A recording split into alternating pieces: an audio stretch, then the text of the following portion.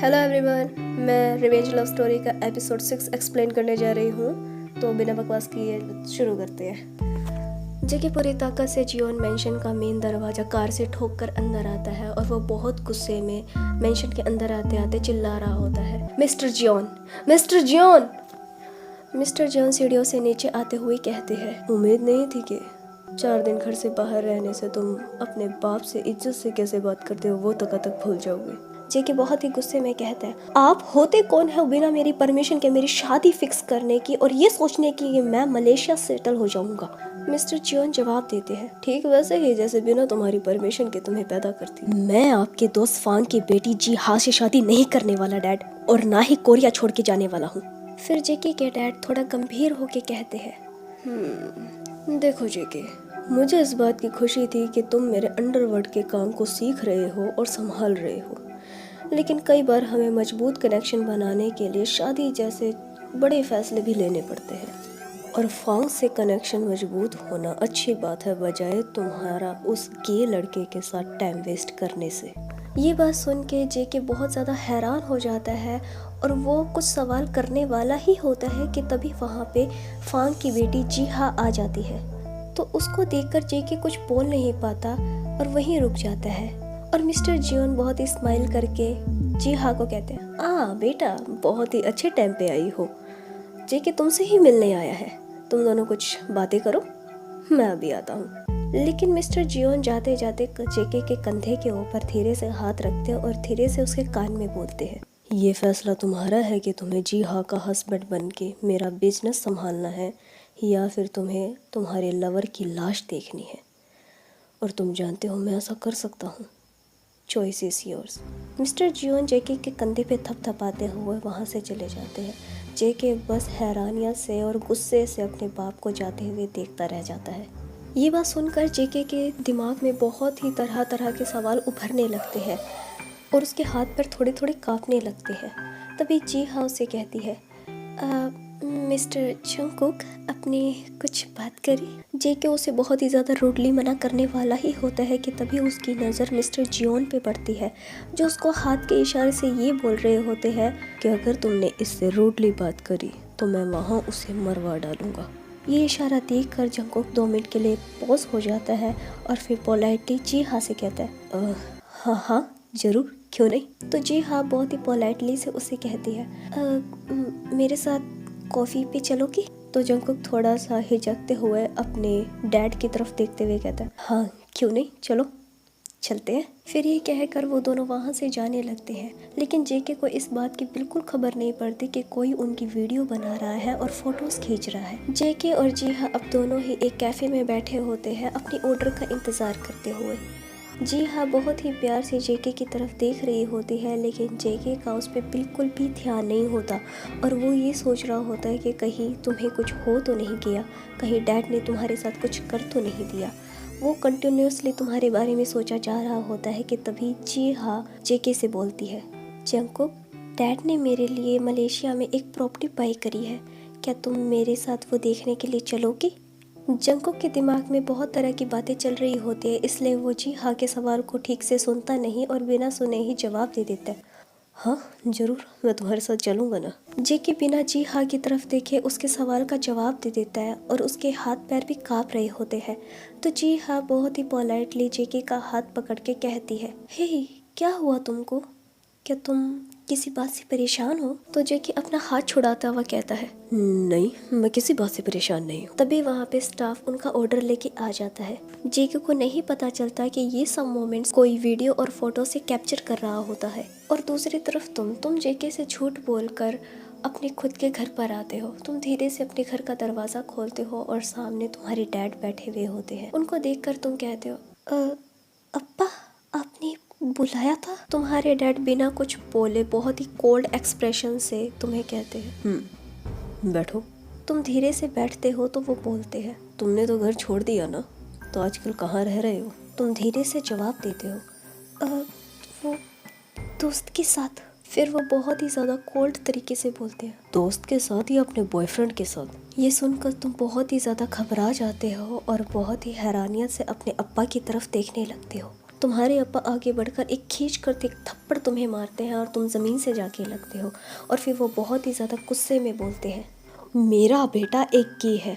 अरे तू पैदा होते मर क्यों नहीं गया? पैदा होने के कुछ वक्त बाद ही तो तू तेरी माँ को खा गया और अब क्या मुझे भी मारना चाहता है? अरे तू जानता भी है कि वो लोग कौन है? कोरिया की टॉप 10 कंपनीज में नाम उनकी कंपनी का भी दर्ज है। और अफवाह ये भी है कि वो ऑर्गन्स का इलीगल धंधा करते हैं। तेरे बाप को काट कर छोटी छोटी बोटियां करके ब्लैक मार्केट में बेच देंगे वो लोग। और जिस लड़के को तू डेट कर रहा है, क्या तू उसको जानता नहीं? अरे अमीर बाप की बिगड़ी हुई औलाद है वो, प्ले बॉय है वो, पूरा शहर उसके कारनामे जानता है। फिर वो एकदम से उठते हैं और तुम्हें लातों से मारते हुए कहते हैं, और तू इतना गिर गया है कि तू उस गोल्ड डिगर को डेट कर रहा है। फिर वो तुम्हें मारना रोकते हैं और तुम्हारा कॉलर खींच कर तुमको खुद के पास करके हुए कहते हैं, मेरी बात कान खोल के सुन।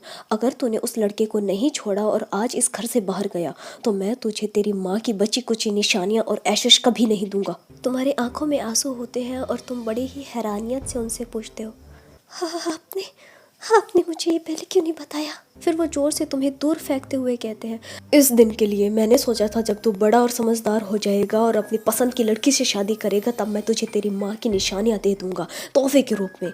लेकिन तू तो गे बनना चाहता है। अब तुझे चुनना है, तुझे तेरी माँ की आखिरी निशानियाँ चाहिए या फिर वो गोल्ड डिगर लड़का। फिर वो तुम्हें जोर से एक लात मारते हैं और वहीं रोता हुआ छोड़कर चली जाते हैं। तुम वहीं पे पड़े पड़े थोड़ी देर रोते हो और फिर अपना फ़ोन उठाकर एक कोने से टेक लगाकर बैठ जाते हो। तुम वहीं बैठे बैठे रो रहे होते हो कि तभी तुम्हारा फ़ोन रिंग करता है। जेकी तुम्हें फ़ोन कर रहा होता है। तुम अपने आंसू पोंछकर थोड़े से स्ट्रॉन्ग बनकर फ़ोन पिक करते हो। जेकी फ़ोन पर पूछता है, कहाँ हो तुम पोलाइटली जवाब देते हो, मैं मेरे घर पे हूँ। फिर जेकी कहता है, ठीक है मैं तुम्हें लेने आ रहा हूँ। तुम कहते हो, नहीं मुझे आज कुछ काम है तो मैं आज रात यहीं रुकूंगा। तो फिर जेकी कहता है, तुम वहाँ पे सेफ तो हो ना? तुम पोलाइटली कहते हो, हाँ मुझे क्या होगा यहाँ पे, मैं सेफ हूँ। तुम्हें काई के साथ कहीं जाना है क्या? फिर जेकी कहता है, हाँ आज मैं वैसे घर पे नहीं आने वाला था, मुझे काई के साथ कहीं जाना था। तुम कहते हो, हाँ ठीक है फिर। जेके कहता है, बेब तुम वहाँ ठीक तो हो ना? तुम कहते हो, हाँ ठीक हूँ मैं। जेके कहता है, आई लव यू थई। तुम बहुत ही मुश्किल से अपने आंसुओं को छुपाते हुए कहते हो, लव यू टू जेके। फिर फ़ोन कट करके तुम वहीं पे रोने लगते हो। तुम्हें रोते हुए थोड़ी सी देर बीतती है कि तभी तुम्हारे फ़ोन पर एक अननोन नंबर से कुछ मैसेजेस आते हैं। तुम वो ओपन करके देखते हो, वो जेके और जी हाँ की रेस्टोरेंट और घर की फ़ोटोज़ और वीडियोस होती है। ये देखकर तुम एकदम से शॉक रह जाते हो। और जी हाँ और जेके की साथ में बैठे कैफ़े की फ़ोटो के नीचे लिखा हुआ होता है, जी हाँ जेके की फियांसे। तुम उनमें से ही एक वीडियो प्ले करके देखते हो जहाँ जी हाँ जेके का हाथ पकड़ते हुए कहती है, क्या तुम मेरे साथ मलेशिया प्रॉपर्टी देखने के लिए चलोगे? और वहाँ जेके अनकॉन्शियसली कह देता है, हाँ ज़रूर चलूँगा ना। और ये देखकर और सुनकर तुम बहुत बुरी तरह से काँप जाते हो और काँपती सी आवाज़ में धीमे से कहते हो, नहीं शायद कोई कन्फ्यूज़न है, ये नहीं हो सकता, वो तो काई के साथ गया है। फिर तुम जेके को कॉल करने वाले ही होते हो कि तभी तुम्हें तुम्हारे बाबा की बातें याद आने लगती है। तुम्हें याद आने लगता है कि तुम्हारे बाबा तुम्हें मारते हुए कह रहे होते हैं कि उनका फैमिली बैकग्राउंड बहुत ही ज़्यादा स्ट्रॉन्ग है और उनका माफिया से भी लिंक है। ये बात याद करके तुम 2 मिनट के लिए रुक जाते हो और सर्च इंजन ओपन करके जियोन ग्रुप से रिलेटेड जितनी भी न्यूज़ वगैरह होती है उन्हें जानने की कोशिश करने लगते हो। तुम्हें न्यूज़ के माध्यम से पता चलता है कि जियोन ग्रुप बहुत ज़्यादा चर्चा में रहता है। खबरों से ये पता चलता है कि Jeon group undercover mafia से भी हाथ मिलाकर काम करता है और वो ऑर्गन्स की इलीगल तस्करी भी करते हैं और इसमें भी जियोन ग्रुप का नाम आ चुका होता है। पुरानी खबरों से तुम्हें एक खबर ये भी पता चलती है कि मिस्टर जियोन का बेटा जो महज 17 साल का है उस पर रेप का अटेम्प्ट भी लगा है। ये सब खबरें सुनकर तुम्हारा सर दर्द से फटने लगता है और तुम अपने हाथ से फ़ोन छोड़कर बैठ जाते हो और अपना सर पकड़ लेते हो। तुम्हें 2 मिनट भी नहीं बीतती कि तभी तुम्हारे फ़ोन पर एक और मैसेज आता है। तुम्हें किसी ने स्कूल के व्हाट्सएप ग्रुप पर ऐड किया होता है। तुम ग्रुप के चैट खोलकर पढ़ने लगते हो जहाँ सारे ही स्टूडेंट तुम्हारे और जेके के रिलेशनशिप के बारे में बातें कर रहे होते हैं। चैट में एक स्टूडेंट बोलता है कि तुम्हें क्या लगता है कि जेके उस इनोसेंट को कब डंप करेगा। तभी दूसरा स्टूडेंट बोलता है जेके ने उसका नाम लिटिल पपी रखा है, क्या तुम्हें पता नहीं। तो यही तीसरी लड़की आती है और कहती है हाँ, जेके हर बार ऐसा ही करता है क्योंकि मैं खुद उससे 2 बार धोखा खा चुकी हूँ। जेके अपने ही स्कूल में रहते हुए वो 3 बार रिलेशनशिप में आया और उसने 3 बार अलग अलग लड़कियों का दिल बहुत ही बेरहमी से तोड़ा। अब उनमें से एक ही लिटिल पपी भी होगा। बेचारा जेके के खेल को समझ ही नहीं पाया और बेचारा समझेगा भी कैसे। जेके खेल ही ऐसा खेलता है। जेके हमेशा अपने पार्टनर को यकीन दिलाता है कि वो उसे कितना प्यार करता है, वो उसकी कितनी केयर करता है और सबसे लड़ाई करता है उसके खातिर। और जब जेके को यकीन हो जाता है कि उसका पार्टनर भी उससे प्यार करने लगा है तो वो उसका दिल तोड़ देता है उसे छोड़कर। और जब जेके का पार्टनर उसे फिर से पाने की कोशिश करता है, रोता है, बिलखता है और गिड़गिड़ाता है, तो जेके उसका तमाशा पूरे स्कूल को दिखाता है। और कल ये तमाशा फिर से देखने को मिलेगा। मैं बहुत ज़्यादा एक्साइटेड हूँ। जेके की खास बात ये भी है कि वो एक रिलेशनशिप को 1 साल से ज़्यादा नहीं चला था। तो मैं शर्त लगाती हूँ कि कल जेके उसे सबके सामने डंप करेगा। तो वहीं दूसरा स्टूडेंट कहता है कि नहीं, जेके उसे अकेले में डंप करेगा और उसका वीडियो हम सबको दिखाएगा। और ऐसे ही फिर चैटिंग के अंदर बैटिंग का सिलसिला चल पड़ता है और हर स्टूडेंट तुम्हें लिटिल पपी कह के ट्रोल करता हुआ तुम पे शर्तें लगा रहा होता है। ये सब मैसेज पढ़कर, ये कहानियाँ तो पढ़कर तुम्हारे सर में बहुत ही बुरी तरह से पेन होने लगता है, तुम्हारा सर दर्द से फटने लगता है और तुम लगभग बहुत ही ज़्यादा रोने लगते हो। तुम्हारे हाथ पैर बहुत ही बुरी तरह से काँप रहे होते हैं और तुम फ़ोन लगभग नीचे रखते हुए खुद में ही सोचने लगते हो, नहीं नहीं, ये नहीं हो सकता। शायद कोई कन्फ्यूज़न है, कोई मिसअंडरस्टैंडिंग है। मुझे उससे बात करनी चाहिए। तुम ये सोचकर फ़ोन उठाते हो और जेके को फ़ोन कर देते हो। और यहाँ जेके मिस्टर जियोन के प्रेशर और जीहा की जिद की वजह से जीहा को एक मॉल में लेकर आया हुआ होता है। जेके आगे चल रहा होता है और जीहा उसके पीछे आ रही होती है। तभी जेके का फ़ोन रिंग करता है और वो फ़ोन अपनी पॉकेट से निकालकर फ़ोन को पिक कर लेता है और वहीं पे खड़ा हो जाता है। जीहा जो उसके पीछे आ रही होती है जेके को वहीं खड़ा नहीं देखती और अचानक से उससे टकरा जाती है। उसके टकराने की वजह से जीहा की लिपस्टिक का निशान जेके के पीछे शर्ट पर प्रिंट हो जाता है। जेके पीछे पलट कर देखता है तो जीहा बड़े ही प्यार से कहती है सॉरी जंकुक, मैंने तुम्हें देखा नहीं, तुम्हें लगी तो नहीं। जंकुक बड़े ही आराम से जवाब देता है नहीं, मुझे नहीं लगी। जेके और जीहा की बातें तुम फ़ोन पे सुन लेते हो। जीहा की जो आवाज़ तुम फ़ोन पर सुनते हो, उसकी आवाज़ सुनते ही तुम्हारे जिस्म में मानो किसी ने बिजली का करंट लगा दिया हो। तुम्हारे हाथ पैर बहुत बुरी तरह से कांपने लगते हैं, तुम कुछ नहीं बोलते। यहाँ जेके फ़ोन को देखता है और तुमसे बोलता है हेलो थी, हेलो, लेकिन तुम कोई भी जवाब नहीं देते और फ़ोन को कट कर देते हो और फ़ोन नीचे रख देते हो। तुम अपने घुटनों पे सर रख कर फूट कर रोने लगते हो और जेके के साथ बिताए सारे लम्हे याद करते हुए खुद में सोचते हो, क्या वो सचमुच मेरे साथ गेम खेल रहा था? वो मेरे साथ गेम खेल रहा है? क्या वो सारी बातें झूठी थी? हाँ, शायद। जेके ने मुझे कभी भी स्कूल के मैटर्स में इन्वॉल्व नहीं होने दिया और ना मुझे ज़्यादा घर से बाहर जाने दिया और ना दूसरे लोगों से इतना मिलने दिया। उसने मुझे हर तरह से बताया कि वो मुझसे कितना प्यार करता है और शायद मैं ही बेवकूफ़ था जो उसकी इन चालों को नहीं समझ पाया। पर क्यों जेके, तुमने मेरे साथ ऐसा क्यों किया? तुम ये सोचते हुए बहुत ही ज़्यादा फूट कर रोते हुए वहीं सो जाते हो। अब सीन शिफ्ट होता है और सुबह के 7 बज के होते हैं और तुम्हारी आंख खुलती है। तुम खड़े होते हो, वॉशरूम जाते हो और अपना चेहरा पानी से धोते हो। तुम अपनी चोटों पे थोड़ी मलहम पट्टी करते हो और रात की बात को याद करने लगते हो। जैसे ही तुम रात की बातों को फिर से याद करते हो, तुम्हारे सर में बहुत ज़्यादा दर्द होने लगता है। तुम अपना सर पकड़कर बाहर आते हो और पूरे घर में अपने अब्बा को ढूंढने लगते हो, लेकिन वो कहीं भी नहीं दिखते। तुम समझ जाते हो कि वो अपने काम से बाहर जा चुके हैं। फिर तुम भी घर को लॉक करके जेके के घर की तरफ चल पड़ते हो। तुम जेके के घर के अंदर एंटर करते हो। हॉल के अंदर सोफे के ऊपर जेके को सोया हुआ पाते हो।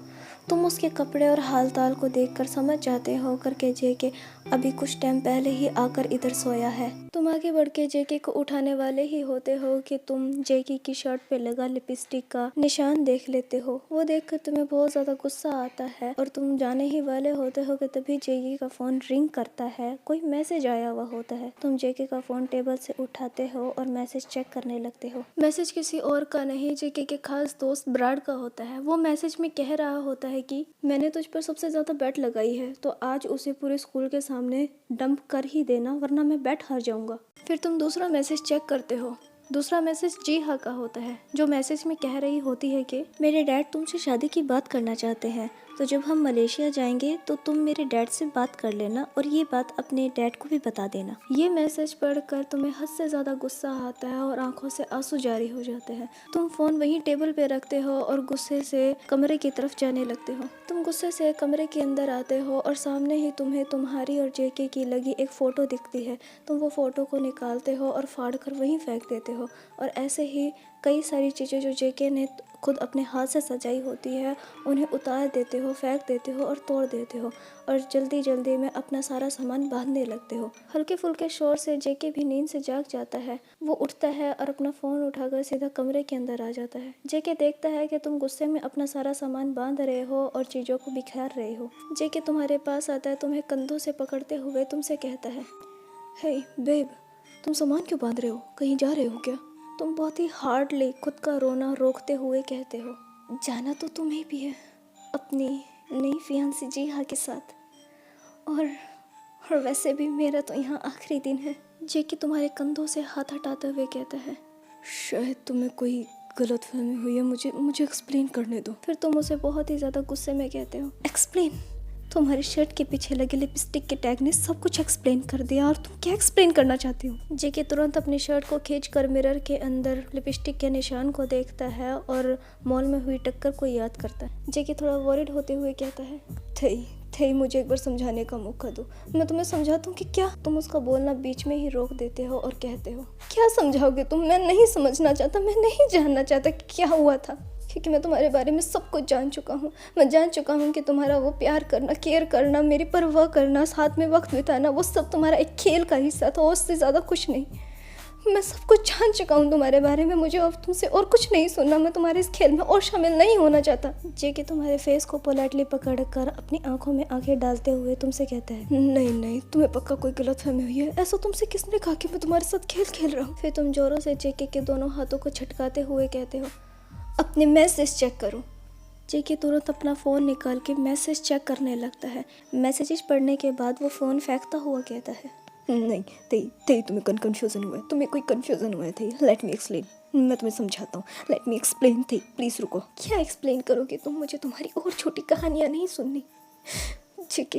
जेके मैं तुमसे सिर्फ एक सवाल पूछता हूँ और मुझे उसका सीधा जवाब चाहिए। क्या तुमने मेरे से पहले भी रिलेशनशिप बनाए और फिर उन्हें तोड़े थे? जेके 2 मिनट खामोश होने के बाद बोलता है, हाँ। फिर तुम अपने आंसू पोंछते हुए अपना बैग उठाते हुए कहते हो, तो ठीक है, फिर मेरा दिल थोड़ी इससे अच्छा है कि मैं ही यहाँ से चला जाता हूँ।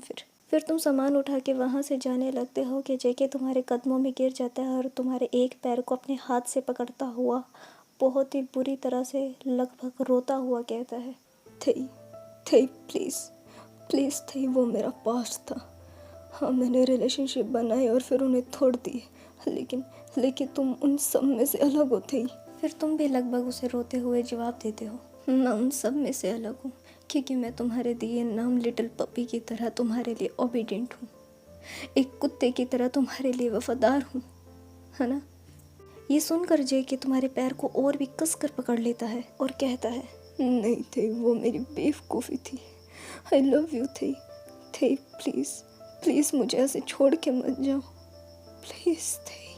फिर तुम जेके से कहते हो, जेके मैं तुम्हारी जितना स्ट्रॉन्ग नहीं हूँ, मेरी माँ नहीं है और मुझे ये भी याद नहीं है कि मुझे आखिरी बार तुम्हारे जैसा प्यार आखिर किसने किया था। मेरे पास मेरे पापा के अलावा और कोई सहारा नहीं है, तो प्लीज़ मुझे और मत तोड़ो। अगर तुम मुझे और तोड़ोगे तो मैं बर्दाश्त नहीं कर पाऊँगा और मर जाऊँगा।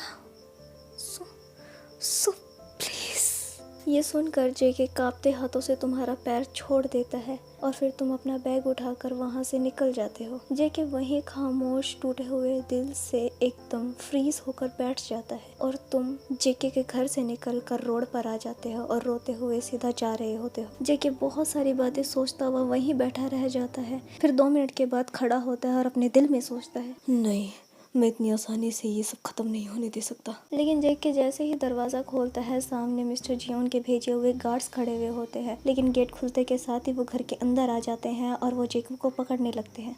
जेके एक पल में समझ जाता है कि ये मिस्टर जॉन का किया कराया है, लेकिन फिर भी जेके बड़ी हिम्मत से उनसे लड़ाई करता है और घर से बाहर भागने की कोशिश करता है ताकि वो आखिरी पल में तुम्हें रोक सके।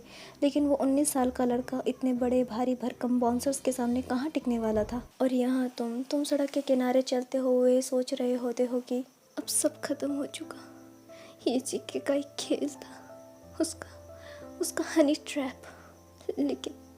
लेकिन मुझे आज सीने में इतनी तकलीफ क्यों हो रही है, मुझे डर क्यों लग रहा है। नहीं दही, खुद को संभालो, ये सिर्फ उसका खेल था, ये कोई सच्चा प्यार नहीं था।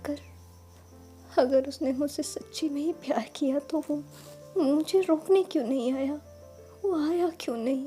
ये बोलकर तुम पीछे पलट कर देखते हो जहाँ कोई भी नहीं होता है। फिर एक बस का हॉर्न बजता है, तुम देखते हो कि तुम्हारी बस आ चुकी है। तुम आगे बढ़ते हो और बस के अंदर चढ़ जाते हो। और यहाँ जेके बहुत ही हिम्मत से उन बाउंसर से लड़ता है और आखिरकार घर से बाहर भाग ही निकलता है। तुम जैसे ही बस में चढ़ते हो वैसे ही जेके सड़क पर आ जाता है। जेके तुम्हें बस में चढ़ते हुए देख लेता है। वो तुम्हें आवाज़ लगाता है, लेकिन डिस्टेंस बहुत ज़्यादा होने की वजह से तुम उसे सुन नहीं पाते और तुम खुद के ख्यालों में ही ये सोच रहे होते हो कि बस अब सब खत्म। ये सोचते हुए तुम बस के अंदर चढ़कर बैठ जाते हो। जेके तुम्हारे पीछे भागता है, लेकिन तब तक बस स्टॉप से निकल चुकी होती है। जेके बस के पीछे भागता है, लेकिन जेके के पीछे बॉडीगार्ड्स पड़े हुए होते हैं। जेके भागता हुआ तुम्हें रोकने के लिए जोर से चिल्लाता है, रुक जाओ थई, रुक जाओ थई, मैं तुम्हें बताना चाहता हूँ कि मैं जीहा के साथ क्यों गया था। अगर मैं उसके साथ नहीं जाता तो तुम्हारी जान खतरे में आ जाती। रुक जाओ थई, मैं तुम्हें बताना चाहता हूँ कि मैंने उन लड़कियों का दिल क्यों तोड़ा। उन लड़कियों को मुझसे नहीं, मेरे पैसों से प्यार था, लेकिन मुझे प्यार तुमसे है और तुम्हें मुझसे। रुक जाओ थई, प्लीज़ रुक जाओ। ये कहते हुए जेके का पैर स्लिप होता है और वो नीचे गिर जाते हैं और यही वो मौका होता है जहाँ गार्ड्स उसे पकड़ लेते हैं। गार्ड जेके के हाथ पैरों को जल्दी रस्सियों से बांधते हैं और उसे गाड़ी में फेंक देते हैं। और यही वो पल होता है जहाँ तुम दोनों एक दूसरे को बेबसी से याद करते हुए अलग अलग डायरेक्शन में जा रहे होते हो। लेकिन जेके हार नहीं मानता और फिर भी गार्ड से लड़ाई करने की कोशिश करता है। एक गार्ड तंग आकर जेके की गर्दन को पकड़ता है और उस जेके की गर्दन में एनेस्थीसिया का इंजेक्शन लगा देता है। जेके आखिरी मोमेंट पे बेहोश होते हुए भी ये कह रहा होता है, रुक जाओ थई। और यहाँ तुम अपना टूटा हुआ दिल लेके मुरझाए हुए कदमों से अपने अब्बा के घर आते हो। इत्तेफाक से मिस्टर किम भी घर से बाहर निकल रहे होते हैं। तुम दोनों की टक्कर दरवाजे पर ही हो जाती है। तुम्हारे हाथ में सामान देखकर मिस्टर किम कहते हैं, समझदार हो। और ये कहते हुए वह घर से बाहर निकल जाते हैं। तुम्हारी आंखों में आंसू भर पड़ते हैं और तुम अपने कमरे में चले जाते हो। और यहाँ मिस्टर किम बाहर निकलते हुए किसी को कॉल करते हैं। वो फोन पे कहते हैं कि मिस्टर जियोन, आपने जैसा कहा था वैसा मैंने कर दिया, तो अब मेरे पैसे। तो सामने से मिस्टर जियोन कहते हैं, इतने भी जल्दी क्या है, अभी मेरे बेटे को कोरिया का बॉर्डर पार तो कर लेने दो, और अभी तुम्हारा काम ख़त्म नहीं हुआ है। तुम्हें मेरे लिए अभी एक और काम करना है। तुम्हारा काम यह है कि जब तक मेरा बेटा मलेशिया में है तब तक तुम्हारा बेटा किसी भी तरह से उसे कांटेक्ट करने की कोशिश ना कर पाए। तुम ध्यान रखना इस बात का। तो यहाँ मिस्टर किम कहते हैं, आप फिक्र मत कीजिए, मैं तय को आपके बेटे के पास तो क्या, आपकी प्रॉपर्टी के पास भी नहीं भटकने दूंगा। बस इस काम के पैसे थोड़े एक्स्ट्रा लगेंगे। तो मिस्टर जियोन कहते हैं, पैसों की फिक्र तुम मत करो, बस जब तक तुम्हारा बेटा मेरे बेटे से दूर रहेगा मैं तब तक तुम्हें पैसे दूंगा। तो मिस्टर किम कहते हैं, ओके। फिर यहाँ पे फ़ोन कट हो जाता है। ओके गाइस, मैं इस एपिसोड को यहीं पे एंड करती हूँ और मुझे वीडियो बनाने में थोड़ा सा टाइम लगता है, तो प्लीज़ थोड़ा सा कोऑपरेट किया करो। थैंक यू सो मच और मुझे उम्मीद है आप सभी को ये एपिसोड भी अच्छा लगा होगा।